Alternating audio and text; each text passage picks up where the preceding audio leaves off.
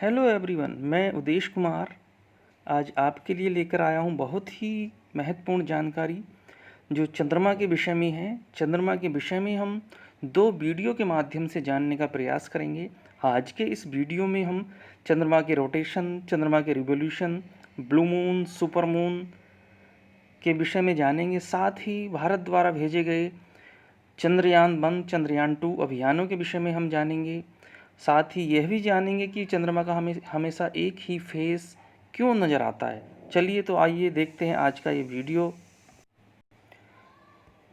चंद्रमा पृथ्वी का एक प्राकृतिक उपग्रह है, नेचुरल सैटेलाइट है जो अपनी अक्ष पर घूर्णन करता है, जो अपने एक्सिस पे रोटेट करता है और पृथ्वी की परिक्रमा रिवोल्यूशन करता है।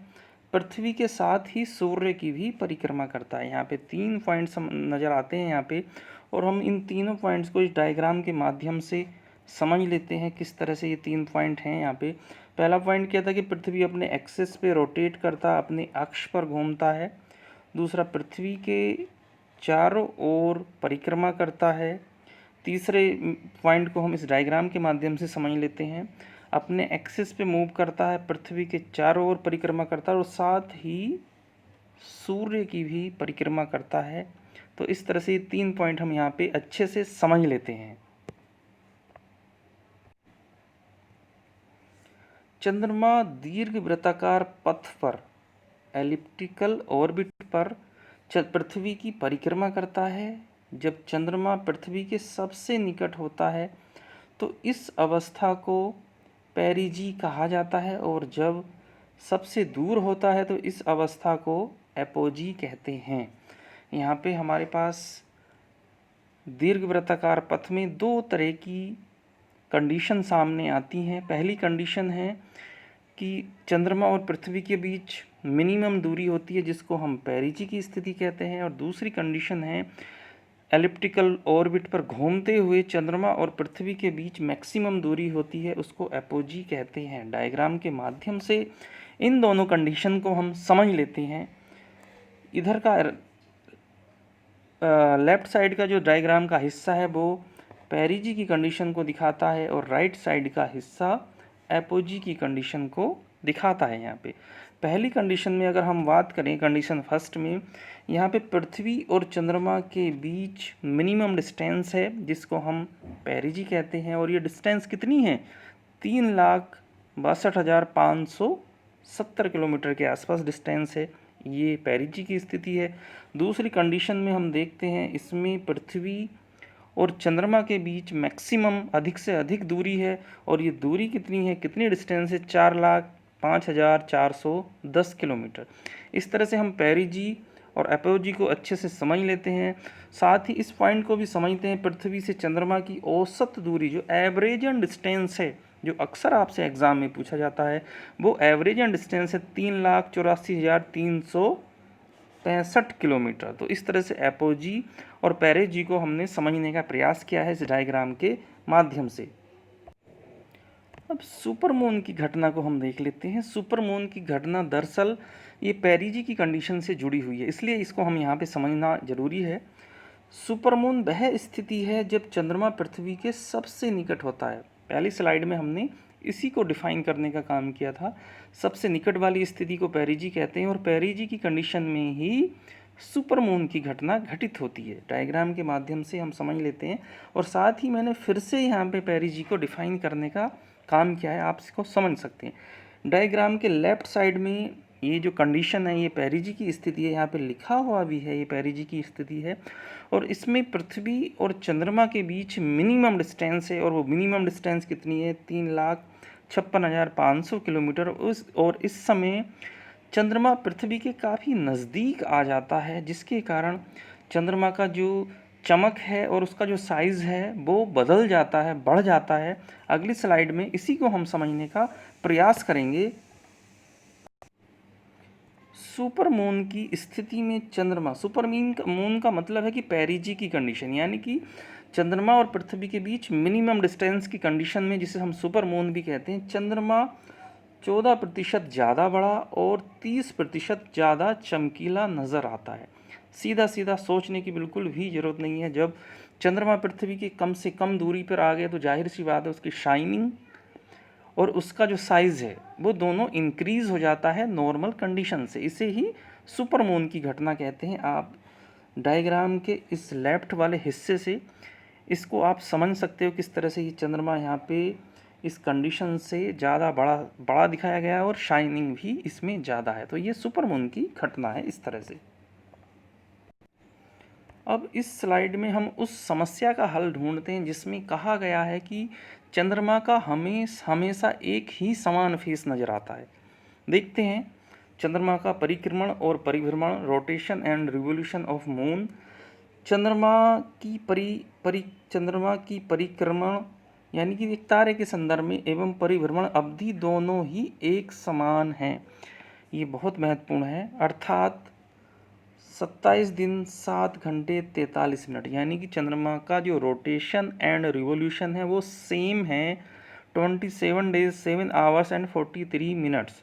यही कारण है कि हमें चंद्रमा का समान फेस, सेम फेस ही दिखाई देता है। चंद्रमा का केवल हम 59% भाग ही पृथ्वी से देख सकते हैं। तो चंद्रमा का रोटेशन और रिवोल्यूशन सेम होने के कारण हमें हमेशा चंद्रमा का सेम फेस नज़र आता है। आप कभी देखोगे चंद्रमा को रात्रि के समय, तो चंद्रमा में हमेशा कुछ बीच के पार्ट में हमें कुछ ब्लैकिश यानी कि स्पॉट नज़र आते हैं अन्य भाग के मुकाबले, और ये स्पॉट हमेशा ही हमें नज़र आते हैं। ऐसा नहीं कि चंद्रमा का जो सरफेस है हमेशा इसी तरह का है, इसके पीछे रीज़न है। हम हमेशा एक ही हिस्से को देखते हैं चंद्रमा के, और उसके पीछे रीज़न है रोटेशन एंड रिवोल्यूशन सेम होना। आप इस डायग्राम के माध्यम से समझ सकते हो किस तरह से चंद्रमा का अपने एक्सिस पे रोटेशन और पृथ्वी के चारों ओर रिवोल्यूशन सेम होने के कारण हमें चंद्रमा का हमेशा सेम फेस ही नज़र आता है।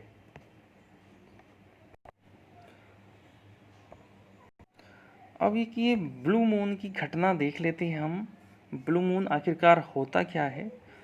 एक कैलेंडर माह में जब दो पूर्णिमा से यहाँ पे मतलब है फुल मून की कंडीशन, यानी कि पूर्णिमा को हम फुल मून कहते हैं।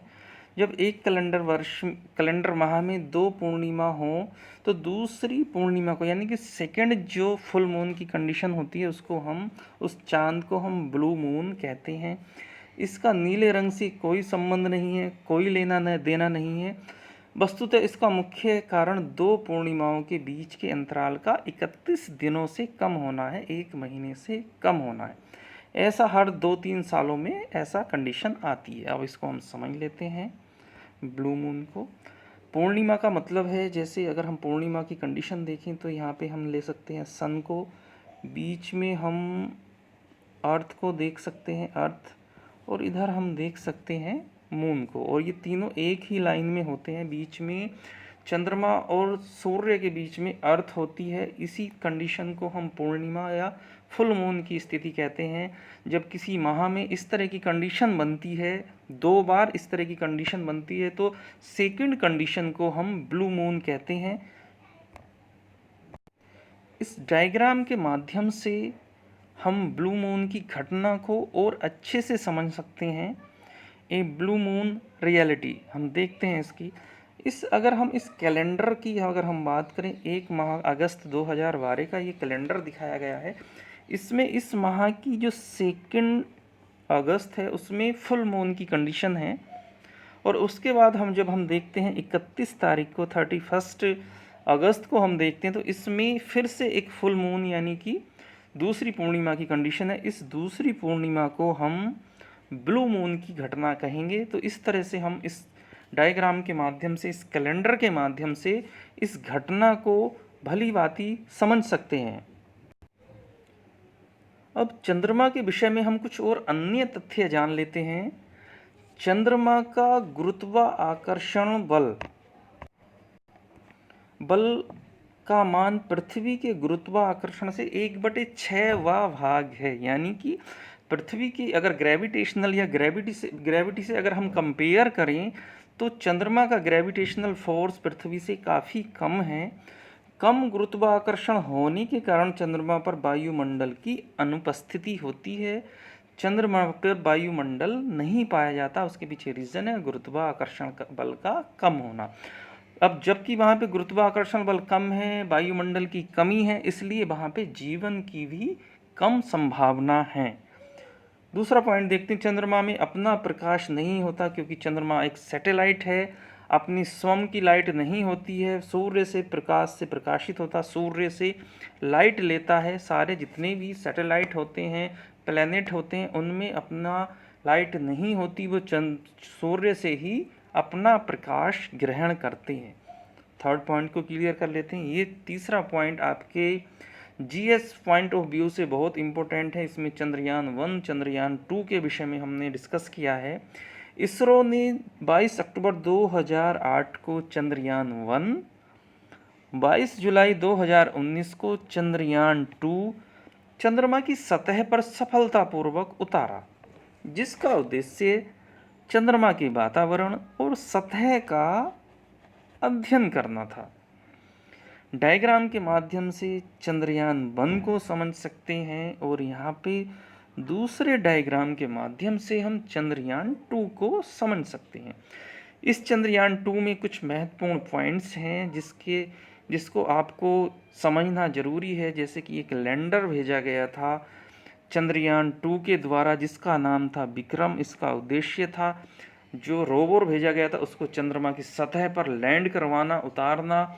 और इसमें दूसरा जो उपकरण था वो एक रोवर भेजा गया था जिसका नाम प्रज्ञान था, जिसका उद्देश्य चंद्रमा की सतह पर विभिन्न प्रकार के डाटा कलेक्शन करना, उसकी खोज करना और पृथ्वी पर उसकी डाटा को भेजना था।